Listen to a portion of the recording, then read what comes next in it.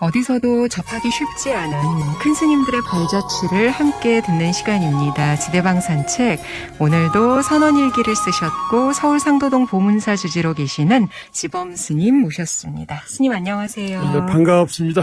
큰 스님들의 발자취를 이 시간 전해드리고 있는데요. 지금 만나 뵙고 있는 분은 법전 스님이십니다. 저희가 어디까지 말씀을 들었냐면요. 우리가 백양사에서 네.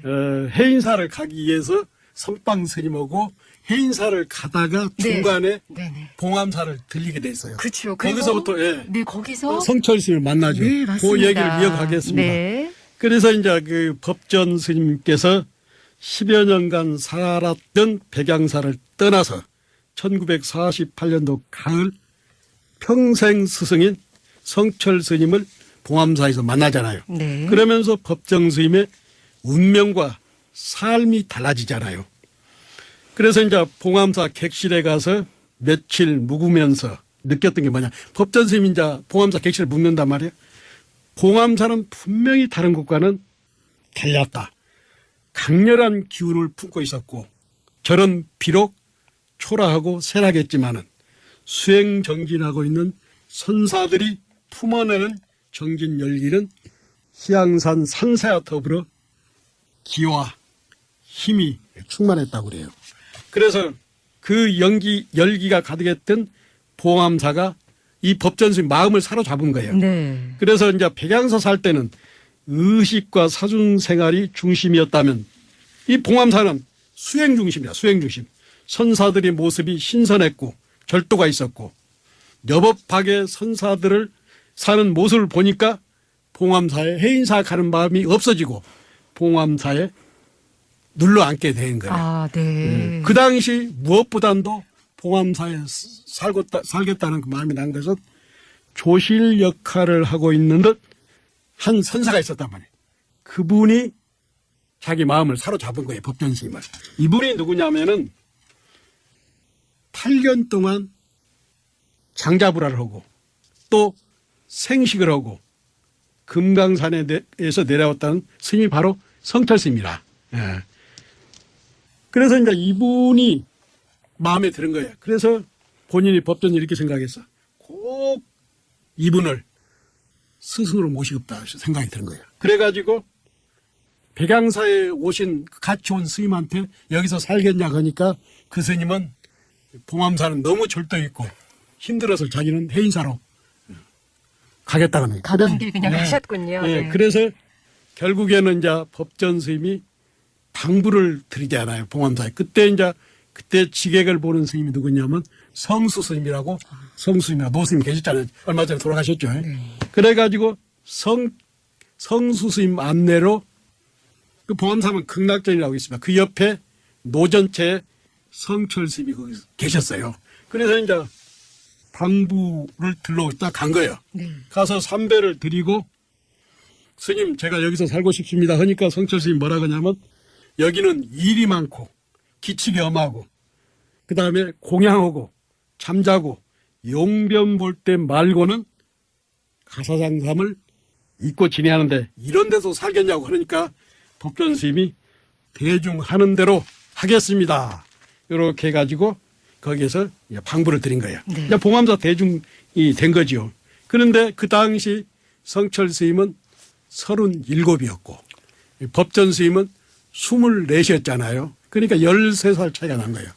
그래서 이제 그때 당시 이 봉암사에는 성철 스님, 청담 스님, 향곡 스님, 보문 스님, 또 법전 스님, 해암 스님, 지간 스님도 계셨죠. 그래가지고 이분들이 부처님 법대로 살자 해가지고 결사를, 그러니까 법전 스님은 이 결사가 1947년도에 시작했는데 법전 스님은 1년 늦게 그 결사 대회에 합류한 거예요. 동참하셨네요. 예. 네. 그래가지고 그것이 인연이 돼서 법전 스님은 평생을 성철 스님이 82세에 돌아가셨는데 그 37에 만나가지고 거의 40년 가까이를 늘 가까이서 시봉하면서 이렇게 법사 인연을 진 거예요. 법사. 네. 그래서 이제 법전 스님이 하신 말씀 중에 은사는 스님을 만들어주지만 법사는 깨달음으로 안내는 스승이다. 그래서 진정한 의미에서 은사보다는 법사가 더 깨달음에 영향을 미친다 해가지고 그래서 이제 법사를 이제 그 인연으로 해서 천재구로 해서 그 도림이라는 그 법호를 받지요. 그러셨군요. 아, 이런 스승을 만나 뵙고 또 곁에서 모실 수 있다는 것. 참 그리고 이제 의미가 성철 있네요. 스님은 평소에 이런 법문을 많이 하셨어요. 네네. 수행자의 생명은 하도 참고에 있다. 마음을 깨쳐 대자윤이 되는 것이라고 강조하시면서 네. 진리를 위해서는 일체를 희생것이라고 늘 말씀하셨어요. 그러니까 수행자는 애불하고 울력하면서도 하두가 나가 있으면 하두가 없으면 그건 수행자가 아니라 그러니까 수행자의 생명은 하두단 말이에요. 울력을 하건 또 포행을 하건 뭐 탁발을 하든 하두가 끊어지지 않아야 그것이 바로 선사다. 하두가 없는 수행자는 수행자가 아니다. 왜?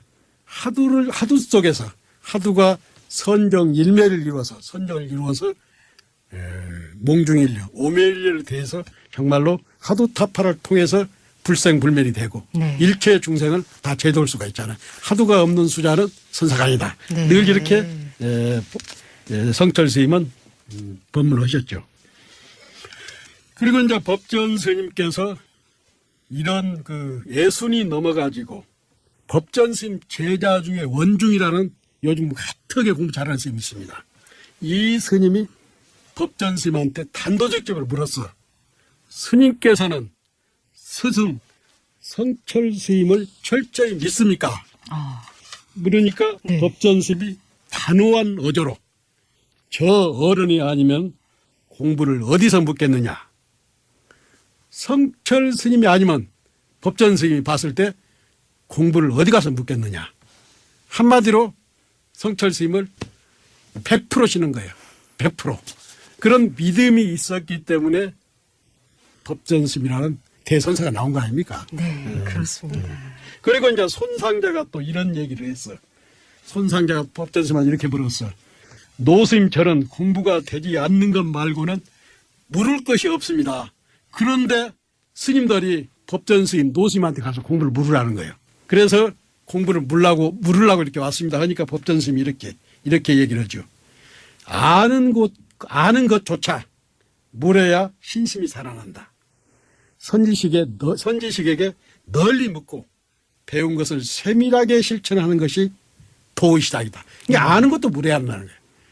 계속 물었을 때 선지식은 바로바로 짚어주지요. 요즘 공부하는 제가불자들이라든가 스님들도 선지식의 탕발을 안 받고 나름대로 공부를 한단 말이에요. 그런데 이 공부가 굉장히 위험합니다.